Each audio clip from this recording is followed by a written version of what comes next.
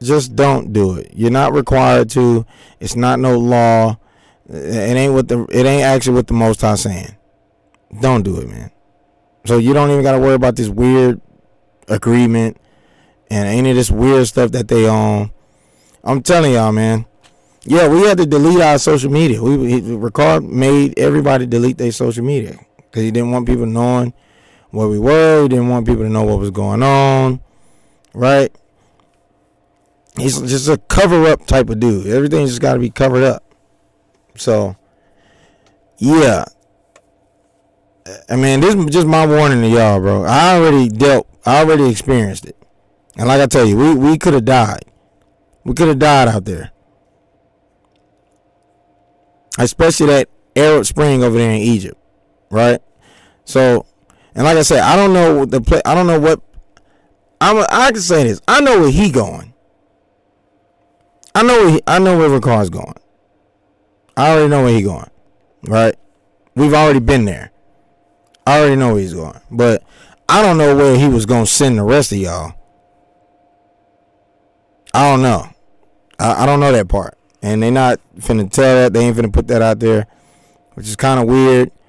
But listen, bro, don't do it. Just don't do it. I don't know how to stress it. I don't know how to tell y'all. You know what I'm saying? The way you understand fully. This is a bad idea. This whole thing. If you run out of money, you have to understand what he's saying. You run out of money, you are stranded. You're done. And the fact that, you can't really support yourself, neither can you support the church. So the church not about to support you. The church is not about to do nothing for you. Because it's telling you in this contract, the church is not currently in a position to offer financial support. Right? That's what it says. That is what it says. They cannot offer financial support. So listen, you finna be stuck. You gonna be stranded. Right? Now, that one or two, maybe one or two things can happen. They'll say, hey, you gotta go stay with a family. The family gotta agree to let you stay with them, no, but you gotta go stay with this family. You know what I'm saying? Until you find some work or you figure something out. That don't always go good neither with people. But all in all, listen, the Most High not telling y'all to leave. That's for car. Right? And because this agreement, this is weird. This is going to bring about a lot of issues. A lot of issues when people get over there. This is weird. Super weird, bro. I mean, all of this stuff is like red flags. So, but hey, if y'all go do it, it's on y'all, bro. It's on y'all. It's all up to y'all. I'm telling you, don't do it. I'm telling you, you ain't required to. It's not a requirement. It ain't no commandment. He didn't turn this into a whole doctrine. Literally. This is what he's teaching is not about Christ. It's not about faith. It's not about the fruits of the Spirit. It's about Iran and the 10 horns is going to blow up America. Get out. It's fear. It's fear mongering. It ain't Christ. So once you figure that out, if y'all can get out of, he keep wanting to tell y'all I got some type of demon on me, right? And you can't even, you know what I'm saying? You're being biased. I'm just really telling you, go look into certain things for yourself. Before you just continue to make a decision to keep following this guy and keep following this nonsense that he's teaching about people having to get out the country. Think for yourself. Because the first time we didn't, we were completely docile. And we listened, we hung on to every word that this man said. Because he make it sound so convincing. And it's very compelling. Because he know how to talk. And he got that finesse thing that he do. And people fell for it. We fell for it. I ain't no slick talker, bro. I just don't know how to do that. I don't know how to get down on people like that. I just can't do it. He good at that stuff. He's a con. He's a con, bro. So he good at that stuff, bro. I can't do it. I don't know how to do it. And like I say, I'm not trying to con y'all. I ain't getting no money from y'all for this. Fair use, by the way. I'm not trying to get no money for none of this. I think that's how they flagged my video, because I think I might have accidentally monetized it. But I'm finna unmonetize that thing and put that thing right back up on y'all boys. I know how you did it. You lied to him and talking about I was trying to make money off you. Or whatever. Fair use.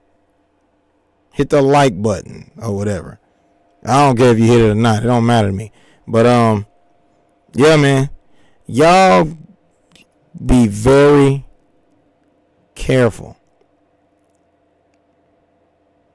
Really pray and fast and allow the Most High to show you the truth. And not the stuff that I'm telling you is not far-fetched. Listen, we really did. We could have died out there. We were in the middle of that war in Egypt. We were there. Rawchaa was gone. I keep saying it. We were there. He was gone. We were there. He was gone. We were there. He was gone.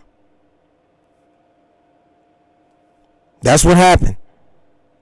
And he did not come back, nor did he plan on coming back. He hated Egypt. Him and his wife, they hated Egypt. A lot of us hated Egypt, but a lot of us were willing to stay because we sitting here trying to fulfill prophecy. That's not real. We were supposed to be waiting on some type of stream to open up. Like when he go into Isaiah 11. Right? A bunch of BS, bro. I feel so stupid. And a lot of us did a lot of dumb stuff, like I told you. Left children over here. Left spouses. Left family. Left certain affairs that we were supposed to take care of that we didn't. We just left.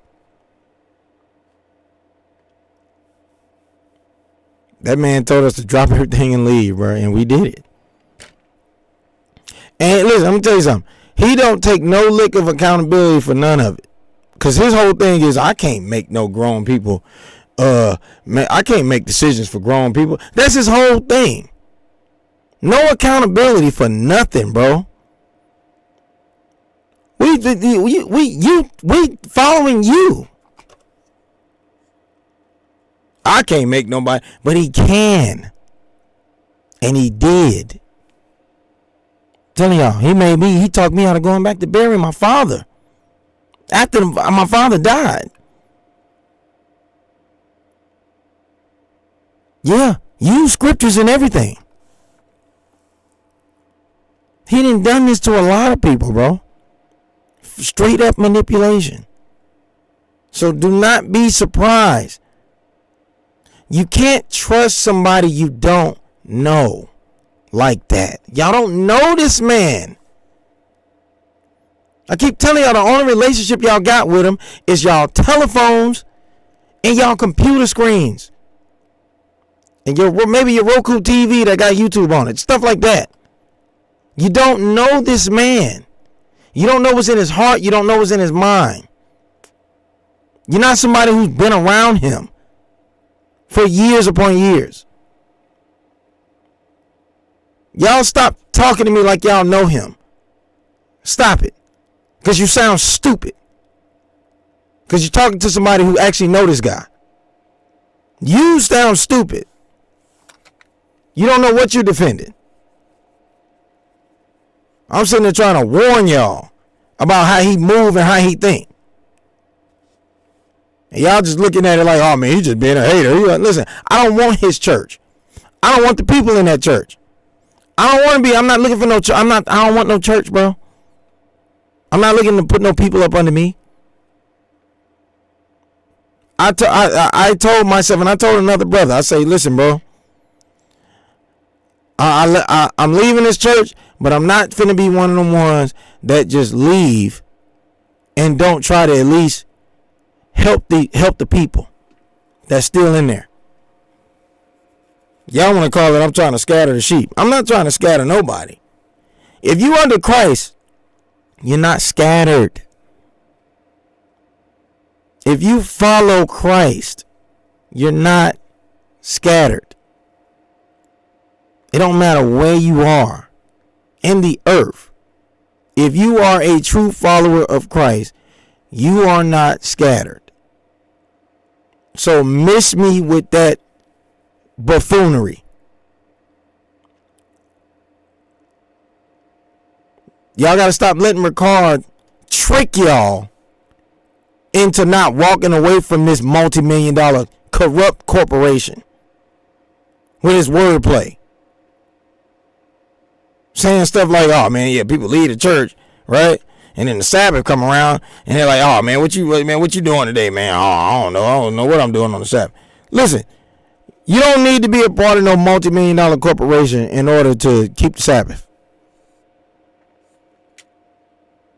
You don't. This man is trying to make y'all believe that this church should be the bane of your existence. This organization, not Christ, not the truth. His church should be the bane of your existence. You should put this church first, this organization first before everything else. He's trying to make sure y'all do that. Keep y'all loyal to him. This is all about Ricard. This is not about Christ. This is all about him. I promise you. Y'all wasn't around him when he was telling us this weird stuff. That, you know, we can't put things in jeopardy because it's going to keep him from doing the work. We gotta protect him. It's all about protecting him.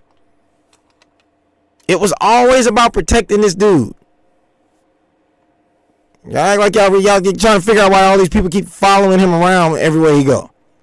When y'all see him at the Passover, that's because they've been manipulated into thinking they have to protect him because he got to finish the work. They got to be willing to jump in front of a bullet.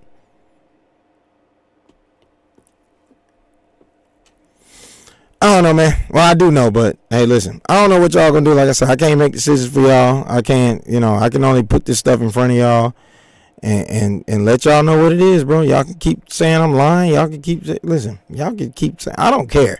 This is what I care about. I'm being compelled, and the spirit is on me to just put this stuff out here. Regardless of what y'all gonna say about me, regardless, I don't really care, bro. But I know that there's something that I have to do, and I gotta put this stuff out here. And I'm gonna keep putting it out. I ain't gonna be doing it for no long time. I'm gonna do this for a short time, but I'm gonna put this stuff out here, and I'm gonna let it go. I'm gonna let it go, bro. So y'all not in a short time, y'all not gonna see me doing all this. I'm gonna get back to my life. I'm gonna get back to my music. And that's all I'm about to be focusing on. My family, you know what I'm saying? That's it. And make it into the kingdom, bro. Trying to do the best that I can to please the Most High so I can walk into that kingdom. All this extra stuff, bro, I'm not about to be on this. I'm not about to obsess myself with this. For y'all. I don't give a damn if y'all believe me or not. I don't care. I'm gone anyway. I don't care, bro. I really don't. I'm the hell up out of there. Y'all still in that nonsense. That's y'all. All it all. Where the receipts? Man, listen, I ain't got to. Them niggas ain't got to give y'all no receipts. Y'all don't ask them for nothing. Y'all asking for nothing. Ricard Ricard finessing a mess out of y'all. And it is about some money. He's sitting there, keep lying to people, talking about, yeah, you know, the tithes, I can't even touch it. I can't even touch it. I don't know why he lying. Like, his name is on everything. This is his church. What are you talking about? You can't touch the tithes. Yes, you can. Your name is on all the nonprofit paperwork and all the LLCs and the corporation certificates. His name is on all this stuff. He can do whatever he want with this money. Hell, he done been to the casino before. They told me he been to the casino. Oh, where you get the money to go to the casino? All the money coming from y'all. They hanging out at the casino, chilling at the Grammys. Oh, I bet y'all won't ask him about that. Hanging out with his little Jewish partner, Simon. Y'all went to the Grammys this year, didn't you? But you get on a broadcast and be trying to call it a ritual and all of this stuff. But you seen Chris Brown and all that, didn't you? Y'all ask him about that. Don't ask me. That ain't something I just threw out there. I know this for certain. 2 witnesses. I know this for certain. Yeah. And they probably gonna get mad at me for saying, hey, listen, bro. I don't care. I'm just being real with you, man. Hey, Ricard gotta stop. He gotta stop. He need to repent. He need to stop. So, with that being said, shalom.